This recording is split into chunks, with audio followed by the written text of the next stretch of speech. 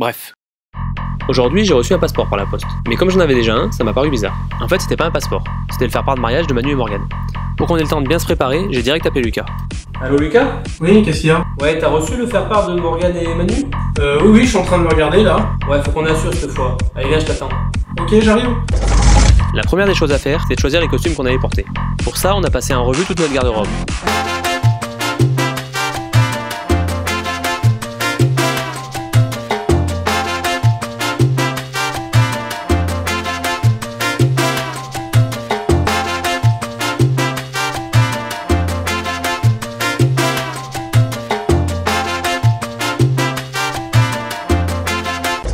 À un mariage, il y a ceux qui ont la classe et ceux qui l'ont pas.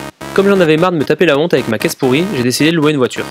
J'avais le choix entre une Lamborghini, une Maserati, une Ferrari, une Porsche. Pour être sûr, j'ai quand même checké mon compte. En fait, je vais aller avec ma voiture.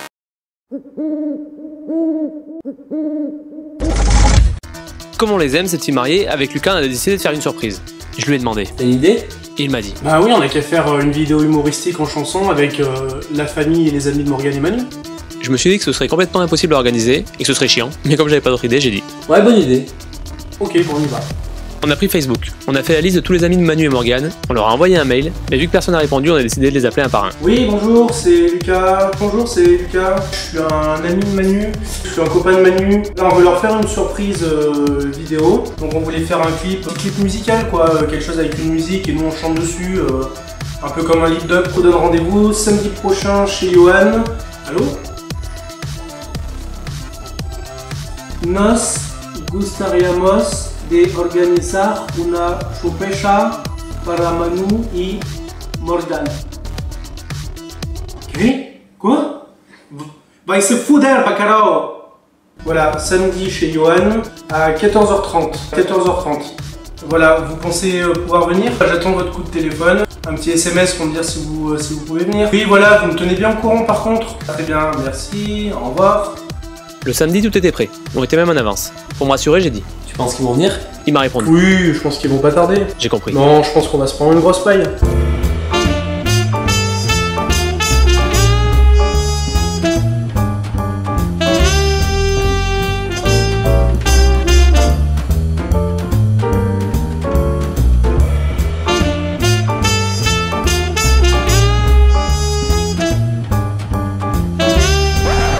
Finalement, c'est bien ce que je pensais. On s'est fait planter.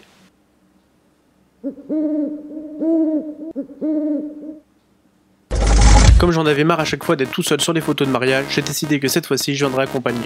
J'ai attendu que Johan essaie de réparer sa voiture pourrie pour aller me chercher une petite amie. Mais comme le mariage était dans 3 jours et que j'avais pas le temps d'en trouver une, je me suis débrouillé autrement.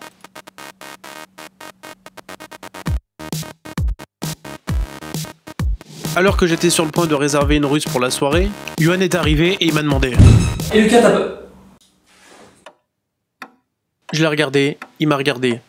J'ai compris qu'il avait compris. J'ai compris qu'il avait compris que j'avais compris et il m'a dit. Dépense pas de l'argent là-dedans, il y aura pas d'infirmière au mariage.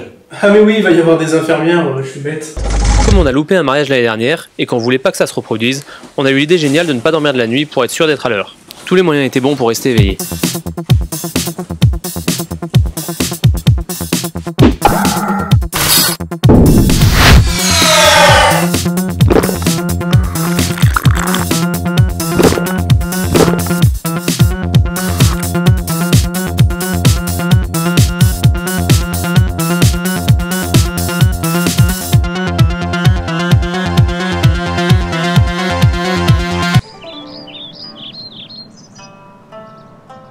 À presque 7 heures, aucune minute de sommeil.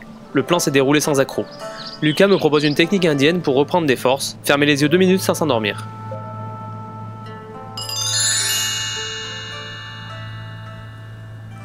« 15h30, grâce à la technique, on était en train de dormir. J'ai vu l'heure et j'ai compris qu'on était dans la merde. On devait encore se brosser les dents, se coiffer, se raser, s'habiller et chercher Marie.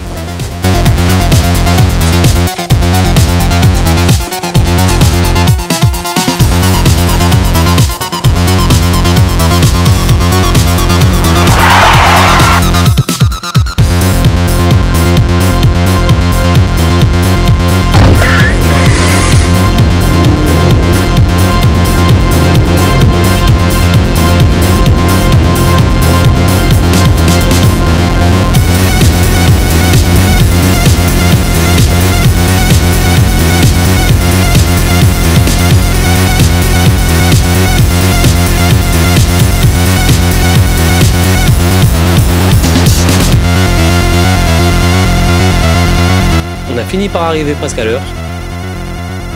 En fait, on avait une semaine d'avance. Bref, on s'est préparé pour le mariage de Manu et Morgane.